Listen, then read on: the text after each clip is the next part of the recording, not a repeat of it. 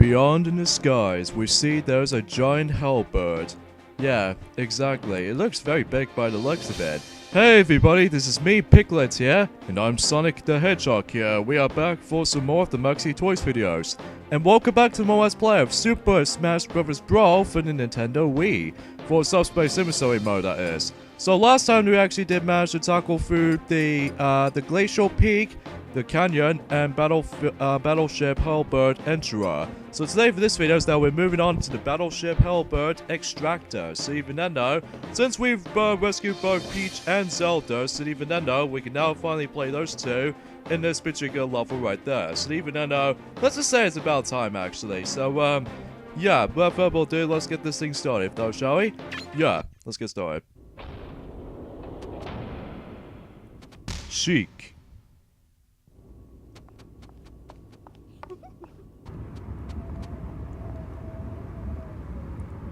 Before we actually discuss on Sheik, let's talk about Peach's movesets real quickly, because even then though, that we haven't exactly played as her in the beginning part of the game, because even then though, the only time we actually play as in the beginning part of the game, it was actually forms of Zelda, so... But even then though, we already briefly mentioned about the, her movesets quickly, and even then though, it's about time to actually discuss on Sheik's movesets, but first off, we're going to be tackling through, or actually discussing upon Peach's movesets, so... Basically, she feels twice as acrobatic, just like her does in Super Smash Bros. Melee, so even then though, her special abilities, or her special smash attacks and stuff like that, or even her special moves, are very similar to how it does in Melee.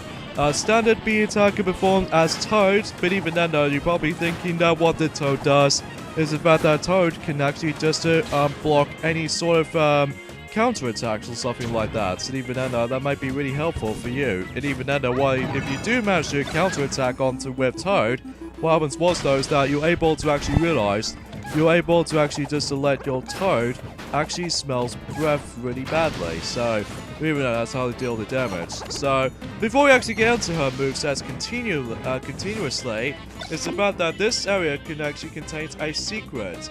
Now you're probably thinking, what's up in the top right corner? Well, it's actually a cracked wall. Because all you have to do is basically we need to get ourselves either Peach or Sheik when it comes to those particular abilities. We even end up that the best recommendation I honestly think is the best recommendation is actually Peach's vegetable attack. Well, simply just pressing the down B attack, and if you try to toss the bomb until it reaches to the top, then you should be able to get yourselves a secret area. Well, usually just a little bonus item of any sort. So even then though, it's really easy to miss the secret if you actually first time play through the game, like ourselves included back in June in 2012, because we have no idea why that we actually did entirely mess that up, or even just missed it out. So anyways, if you actually activate those switch, this way it will actually activate these jet boosters. And even then though, jet boosters can either sometimes help you, while other times it's extremely dangerous, because if you touch them, then it'll burn you, so you just have to watch out. So yeah, very similar to how it does it from, you know, Sonic Pocket Adventure for the Neo Geo Pocket Colors. And even then though, if you those of you probably talking about for that, the stage called Aerobase, so, which is essentially equivalent to Wing Fortress level from Sonic 2, so, if you those of you probably wondering what I'm talking about. So, anyways, back to Peach's movesets real quickly. We already briefly mentioned about the Toad real quickly. Down special attack can perform as vegetable or turnip if you like to prefer calling that. But simply you can actually just you know, press the down B attack and then you should be able to get your turnip out of the ground. You know, something more likely a reference to Super Mario Bros. 2 USA for the NES. So, yeah, that's all I can say about this here. And also the up special attack performs a Peach Power Cell, which allows you can actually just jump up a bit. And also this is another you know, attack recovery from that if you don't want to get to the bottomless pit or something. And finally the side special attack can perform a Peach Bomber, so even then though that you'll actually you're able to attack enemies with your hip. So even then though, that might be a pretty ideal way of doing so. Oh yeah, from here, this is where we actually enter ourselves into our enemies room. Now, we did already fight some familiar enemies from before, but there's only one exception, and the one we're actually standing on top of it is actually the unused enemy, which even then though, originally this was supposed to be used, but it turns out it didn't, so even then it's been completely scrapped. But even then, no, they decided to put that enemy on the display instead, so that's how it usually figures that out.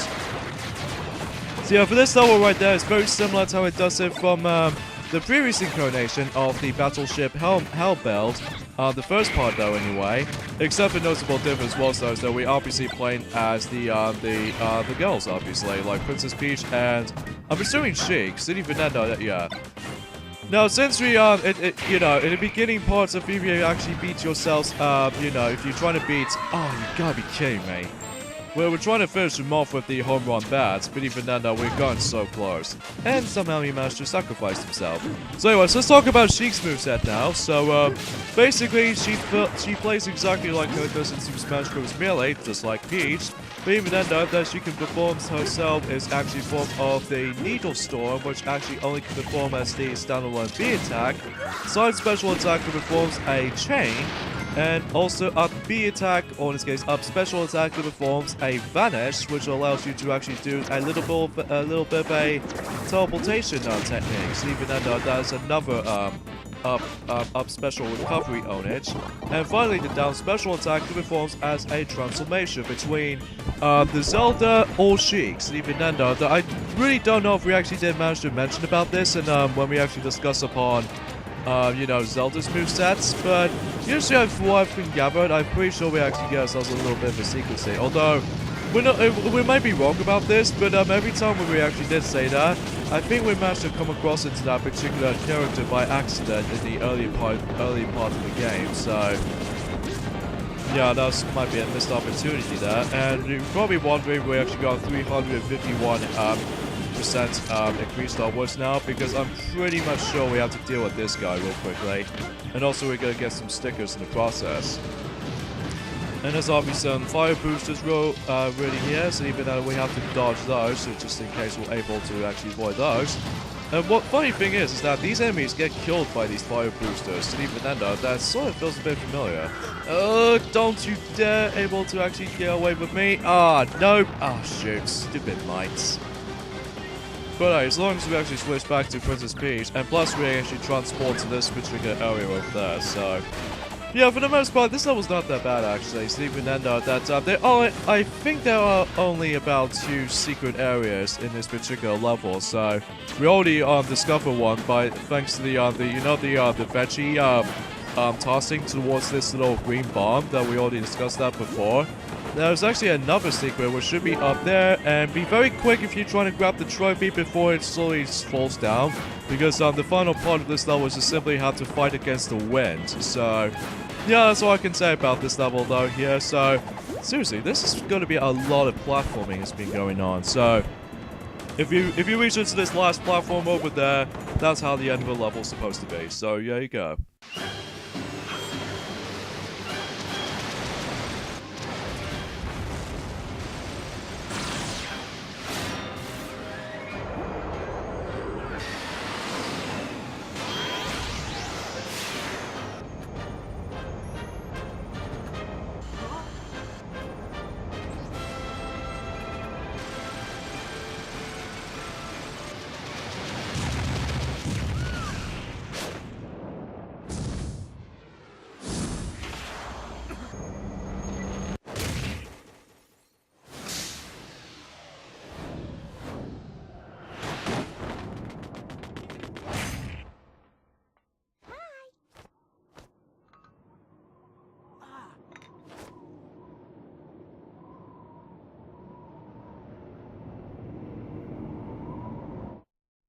This seems kind of weird. That Peach is actually going to be making a cup of tea for Fox and Sheik and herself. Anyways, trophies wise, we got Leon Polsky from coming up by % for that. Scope Prime Mid and Shirami Goron again, and Space Pirate from the Metroid Prime series or something like that. Stickers wise, we got Tom Honk from Animal Crossing Wild World, and Captain Falcon from F-Zero. Charmy B from Knuckles Chaotix, Droming from Shin, I can't pronounce the Japanese name, I do apologize. There's also another sticker which is actually based off from the Japanese exclusive title, which is Kamoashi, which I believe is actually called Legendary Starfy 4, which I'm presuming is a Japanese only title. Blimper from Kirby Mouse Attack, Dr. Loop from Big Brain Academy, and finally the Banana Bunch from DK's Jet Race. Specifically, if you ever play this on the PAL region, so if you play this on the American version, then this is called DK's Barrel Blast. So, Battleship Halberd Bridge, so let's see how this actually awaits us to.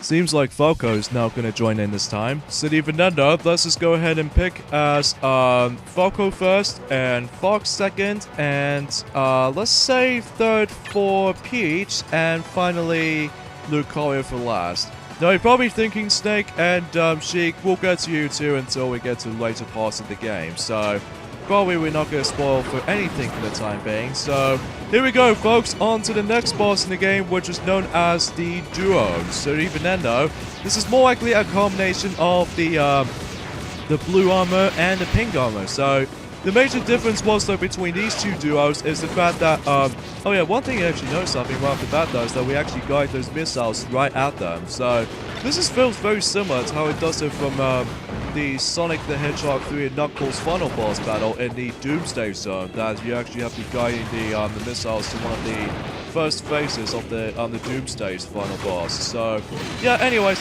enough about that topic. So for this blue one right there, he's actually elements of these little steel blades. And also the pink ones can be used as the missile projectiles. So even then though, that makes a little bit of a difference between, you know, the blue machine and the pink Duon. So even then though, that basically these two duos are very simple by the looks of it. Even though the fastest method you can actually deal with is that, obviously if you couldn't saw from earlier regards, that you can actually guide the missiles right at the Duon. So even then though, that if you actually take those down, then that's how you deal with this fight. So, and let's see what reward we can get. I'm pretty sure it's actually a new trophy, so hey, at least we can take it.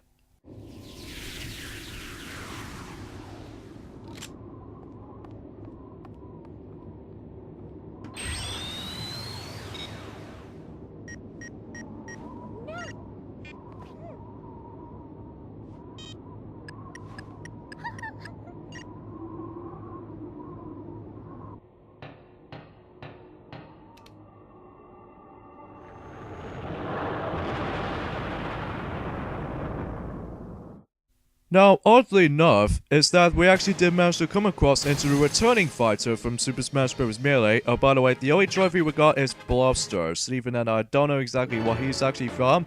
But anyways, we got ourselves Mr. Game & Watch, a returning fighter from Super Smash Bros. Melee. So, but even then, we'll discuss more on Mr. Game & Watch until we actually get into the latest parts of the game. So even then, that we haven't exactly got too long about it. So, anyways, that does it for that. And now we'll move on into the Subspace Bomb Factory. So,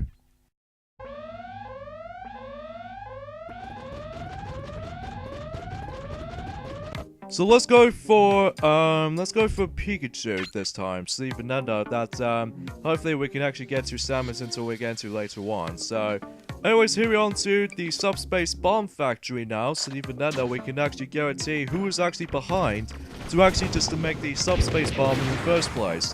Which I believe that's what this level actually usually comes from this. So basically in this level is that we have to traverse through every single elevator as much as you can. So even then though, this is more likely a combination of the research facility part 1 and occasionally part 2, but even then that's all there is to really think about. So you have to constantly get onto the elevators, and that's all you're supposed to do. Sometimes in some of these empty rooms where it can actually lead you to this locked room, so in order to actually get out of the room is by simply just actually completing those specific tasks. More accurately, some incoming enemies. So even then though, like take this room for instance, that in order to actually get out of the room is by simply you have to defeat all of the enemies in the room. So Yeah, that's all I could really imagine about it. Now, we already established earlier about the Mr. Game & Watch is now finally makes a return in this game. However though, that unlike in any other introduction characters, Mr. Game & Watch is the only fighter that does not get introduced. Like, it doesn't usually have itself a name banner or anything like that. Like, you know, it doesn't say Mr. Game & Watch until when he starts to go alive, so... I'm guessing the whole abundance of Mr. Game & Watches are the only casting the ones they actually did create, Duons in the first place. But even then though, that's all I could really imagine about that though, Sonic. Yeah, I know that, Piglet. I already know that established earlier. So, anyway though, so... Oh my lord, I almost got owned by this, green shell over there. Well, it might be a little bit shocking to you though, Piglet, assuming if you actually just do... Oh, no! Oh. Stupid Barmites. Okay. At least we almost got our belly shield is almost gonna take it down. Okay, so we need to get to the store here because there's going to be the bonus area. So, another bonus area which not only do you have to deal with a lot of enemy encounters, excluding the likes of these Rob robots, mainly the Rob launchers most likely, but even then though, sadly we actually lost Pikachu to begin with, so... Oh well. At least we can actually let Samus to deal the job now, so even then that she can actually just deal anything she likes.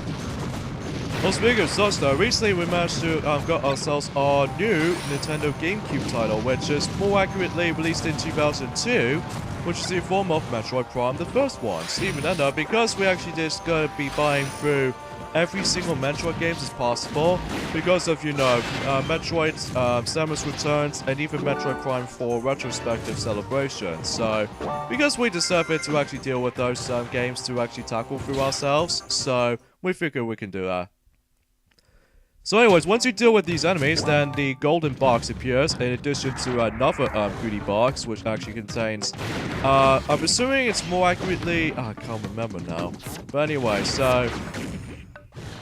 And yeah, basically what we just did is by the simple fact is about, you know, the Metroid series that we decided to tackle for those games in our own time as well. So, you know, similar to the Zelda games and even the Kingdom Hearts games in our own time as well. Because, although conveniently enough, those that we pretty much guarantee we almost conservative about the Kingdom Hearts 3 D23 Expo event is coming up.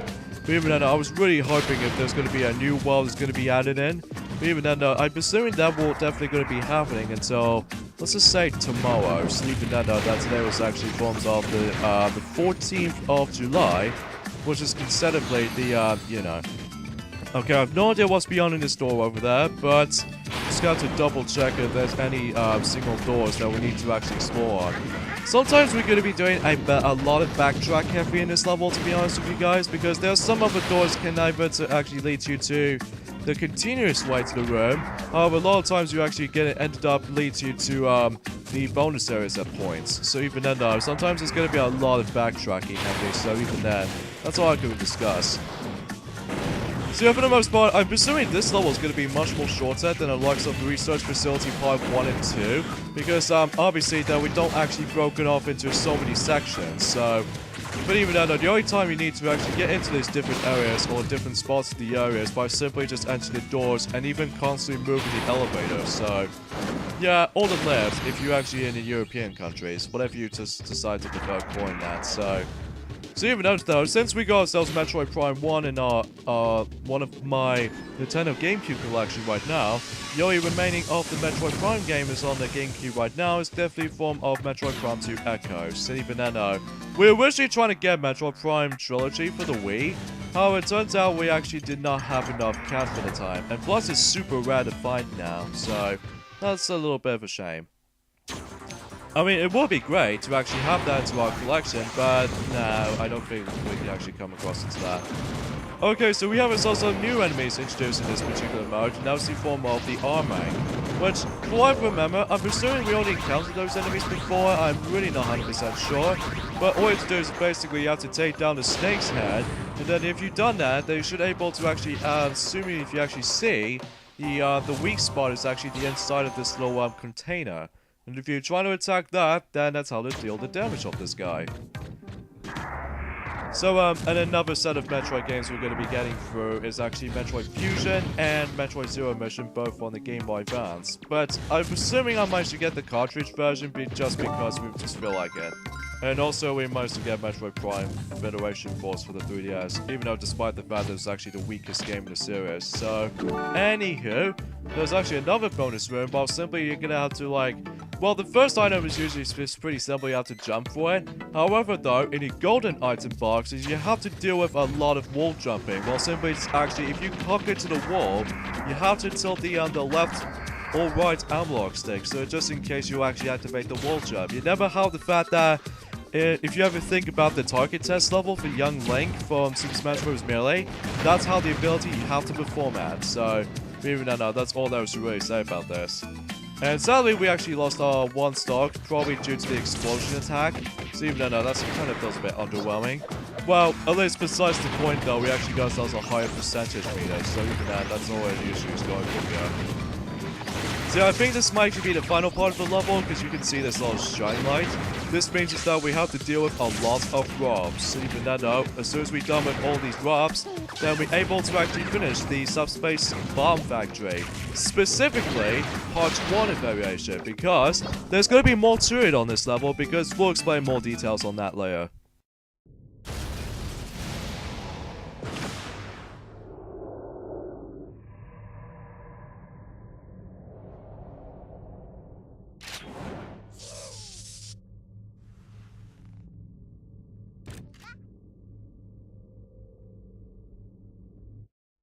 Hey, what's up, Ancient Minister? Haven't seen you for quite some time. So, trophies-wise we got is Glunder, thanks to that trophy stand or trophy disc or what have you. Paper Peach and Onyx from Pokemon Diamond and Pearl and Barrels. And for stickers-wise we got General Pepper from Star Fox Assault. Risky Wild Bone from 1080 Avalanche, Storm the Albatross from Sonic Riders, Staple from Animal Crossing Wild World, Celeste also from Animal Crossing Wild World, HP Pod from Magical Vacation, Purple Pikmin from Pikmin 2, Goldeen from Pokemon Series, and finally Funky Kong from the only exclusive Japan game for the Nintendo GameCube, which is from Donkey Konga 3. So, yeah, that's a little interesting fact. So, let's see how much percentage we got. 60%! Seems like we're not doing too bad, actually. So, let's just go ahead and end things off here. So, join us next time with Let's Play Super Smash Bros. Brawl Subspace Emissary Mode. It's the fact that we moved on to the Subspace Bomb Factory Part 2, because we're going to be playing with different characters. So, see you guys then. Later, fellas. See you guys then.